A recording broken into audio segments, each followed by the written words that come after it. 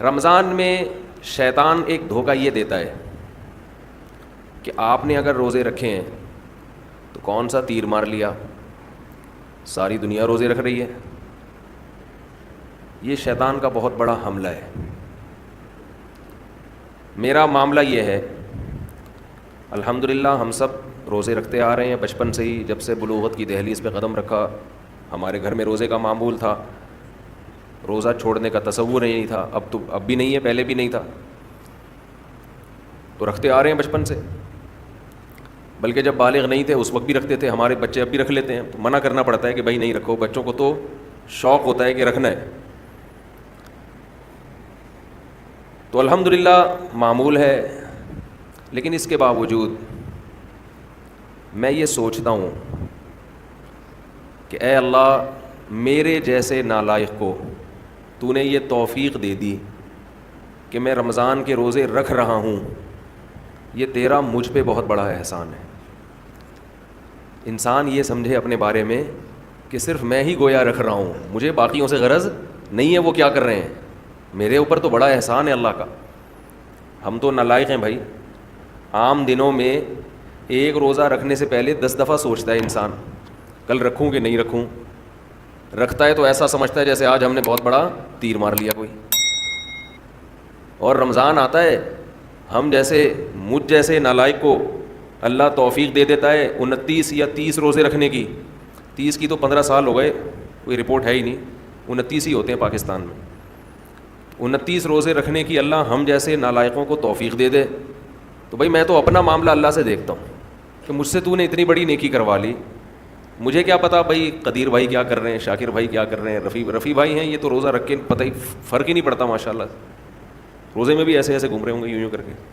آپ دیکھ لیں کبھی ان کو آ کے روزہ رکھ کے نا عصر کے وقت سب مرجھائے ہوئے ہوتے ہیں. کراچی میں جیسی گرمی ابھی شروع ہو گئی ہے تو رفیع بھائی نہیں ماشاءاللہ مرجھائے ہوئے ہوتے ہیں. ان کو پتہ نہیں کچھ اللہ نے الگ سے کوئی انرجی دی ہے. رکھتے ہیں، آپ بدگمان نہ ہو. بعض دفعہ انسان اتنا فریش ہوتا ہے کہ لوگ سمجھتے ہیں کہ اس کا ہے ہی نہیں. یہ ہمیں یقین ہے کہ رکھتے ہیں.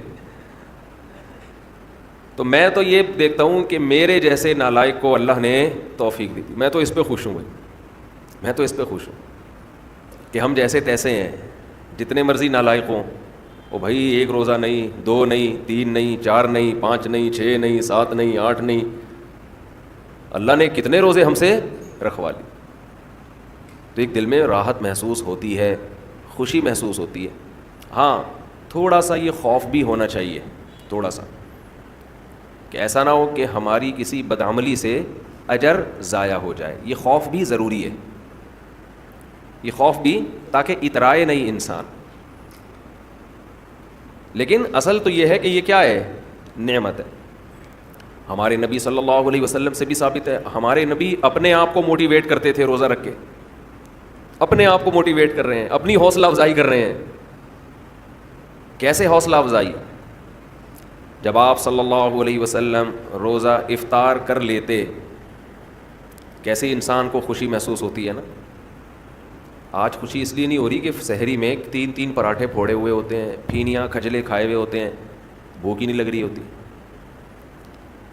وہ تہ جو بیٹھنا شروع ہوتی ہے عصر مغرب میں جا کے، تو وہ جو ڈکاریں، اکثر لوگ مجھ سے رمضان میں یہ پوچھ رہے تھے کھٹی ڈکاریں نگلنے سے روزہ تو نہیں ٹوٹتا؟ ایسا لگتا ہے ہر آدمی کھٹی ڈکاریں ہی نگل رہا ہے سارا دن بیٹھ کے. کیونکہ ہر آدمی یہ مسئلہ پوچھ رہا ہوتا ہے کھٹی ڈکاریں نگلنے سے روزہ تو نہیں ٹوٹتا. ابے بھائی تو کیا ڈکاروں کے علاوہ اور کوئی کام نہیں ہے کیا؟ بہرحال یہ تو میں ایسے ہی کہہ رہا ہوں، لیکن جتنا مرضی 3 یا 4 بھی کھا لو تو بھی بہرحال انسان ایک مجاہدہ کرتا ہے. تبھی تو دنیا پرست آدمی ایک روزہ بھی نہیں رکھتا. ہٹے کٹے لوگ دیکھے ہم نے، ڈاکٹروں نے ان کو کہا ہوا بھی ہے کہ تم نہیں کھاؤ، تمہارے لیے کھانے کے علاوہ دنیا کا ہر کام تم پہ سوٹ کرتا ہے،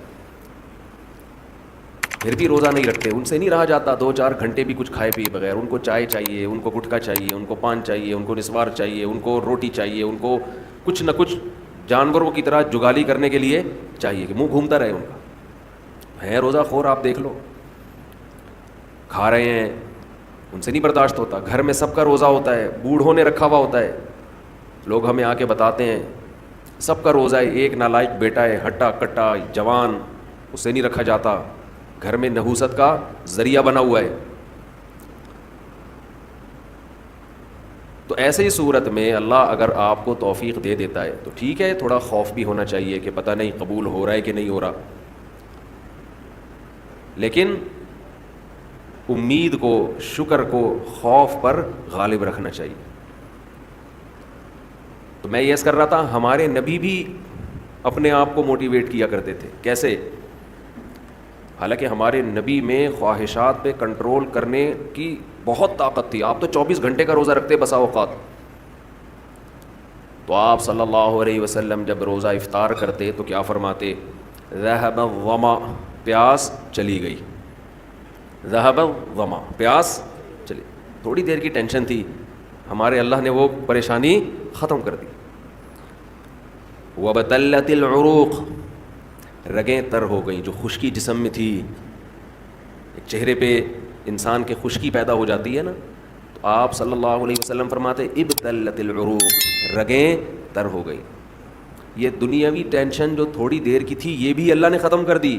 وثبت الاجر ان شاء اللہ، اور اللہ نے چاہا تو اجر ہمارے نامہ اعمال میں لکھ دیا گیا.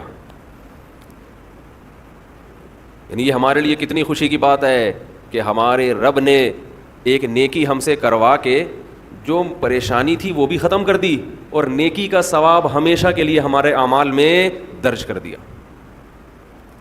جب انسان گناہ کرتا ہے تھوڑی دیر کی لذت حاصل ہوتی ہے، یہ لذت تھوڑی دیر بعد ختم، اور نحوست اور گناہ اور اس کا عذاب آپ کے اعمال میں ہمیشہ کے لیے لکھ دیا گیا.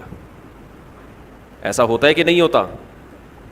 بد نظری ہے، انٹرنیٹ پر کوئی فحش چیز دیکھ رہے ہو، زنا کر رہے ہو، کچھ حرام کھا رہے ہو، تھوڑی دیر کا گناہ ہے، لذت تھوڑی دیر کی ہے، مزہ تھوڑی دیر کا. کوئی گناہ ایسا نہیں ہے جس میں ہمیشہ کا مزہ ہو. اللہ نے انسان کی خواہشات کو محدود اور صلاحیتیں بھی محدود. جو لوگ جوانی میں زنا کرتے ہیں، ایک بار کریں گے، 2 بار کریں گے، ان کو زنا میں بھی لذت نہیں رہتی، پھر وہ عادت پڑ جاتی ہے حرام کی، گند میں منہ مارنے کی، لیکن وہ لذت نہیں رہتی. اور جب عمر آہستہ آہستہ بڑھتی ہے، بڑھاپا آتا ہے، تو ٹھڑک باقی رہ جاتی ہے، زنا کرنے کی طاقت ختم.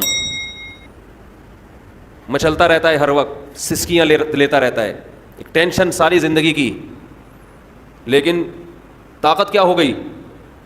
خوب سمجھ لیں، جو جوانی میں زنا کرتا ہے خوب سمجھ لے، بڑھاپے میں زنا کا جذبہ کبھی بھی ختم، بول لینا، نہیں ہوتا. اس خوش فہمی میں نہ رہنا کہ ہم جوانی میں زنا کر رہے ہیں تو بڑھاپے میں خود ہی چھوٹ جائے گا. نا نا نا نا نا نا نا، یہ بہت بڑی بھول ہے. زنا کا شوق بڑھاپے میں، اگر جوانی میں نہیں چھوڑا زنا تو بڑھاپے میں یہ شوق ختم نہیں ہوتا. اب خود سوچو، ایک چیز کا شوق باقی ہے لیکن اس کی طاقت ختم ہو گئی، کس قدر ٹینشن ہے، کس قدر عذاب ہے یہ. جن لوگوں کو جوانی میں لڑکوں سے بدفعلی کی عادت ہو، خوب سمجھ لو بڑھاپے میں یہ عادت کم نہیں ہوتی بلکہ بڑھتی ہے، لیکن برائی کی طاقت ختم ہو جاتی ہے. ایسے لوگوں کا بڑھاپا جوانوں سے زیادہ بدتر گزرتا ہے، بہت خطرناک. اللہ نے بڑھاپے میں یہ خاصیت رکھی ہے کہ جو چیز آپ میں جوانی میں ہوتی ہے، جو چاہتیں، بڑھاپے میں وہ کم ہونے کے بجائے بڑھتی ہیں. سمجھ رہے ہیں کہ نہیں سمجھ رہے؟ بار بار حدیث پیش کر چکا ہوں میں. نبی صلی اللہ علیہ وسلم نے فرمایا، یحرم ابن آدم ویشب فیہ اثنتان، الحرص علی المال وطول الامل. نبی صلی اللہ علیہ وسلم نے فرمایا، انسان جیسے جیسے سے بوڑھا ہوتا ہے، عمر بڑھتی ہے، 2 چیزیں اس میں جوان ہوتی چلی جاتی ہیں. کیا مطلب؟ طاقت پکڑتی ہیں 2 چیزیں. جسم جیسے جیسے کمزور ہو رہا ہے نا عمر بڑھنے سے، 2 چاہتیں اس میں کمزور ہونے کے بجائے جوان ہو رہی ہیں. ایک لمبی لمبی امیدیں، دوسرا حرص، لالچ، مال کی ہوس، یہ کم ہونے کے بجائے بولو بڑھتی ہے. پہلی بات تو یہ سمجھ لیں کہ نبی نے یہ نہیں فرمایا کہ انسان جیسے جیسے بوڑھا ہوتا ہے دو چیزیں پیدا ہوتی ہیں، یہ نہیں فرمایا، بلکہ فرمایا دو چیزیں، دو برائیاں جوان ہوتی ہیں۔ جوان وہی چیز ہوتی ہے جو پہلے پیدا ہو چکی ہو۔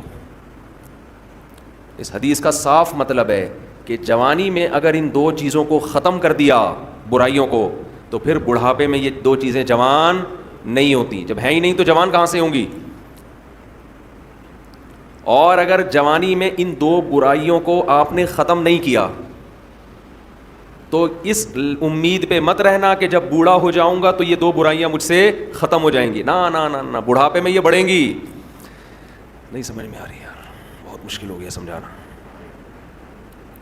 میں سمجھا پا رہا ہوں اپنی بات؟ لوگ کیا کرتے ہیں، جوانی میں پلان بنا رہے ہوتے ہیں، موت کی تیاری نہیں کرتے نا، یہ پروجیکٹ یہ پروجیکٹ یہ پروجیکٹ، پیسوں کی ہرس، لالچ، یہاں سے گھسیٹو، میرا بحریہ ٹاؤن میں اس کے 2 پلاٹ، میرے 3 ہونے چاہیے، یہ شوق ہوتے ہیں نا جوانی کے۔ اس کی 2 شادیاں، میری 3 ہونی چاہیے، اس کی 3 تو میری 4 ہونی چاہیے۔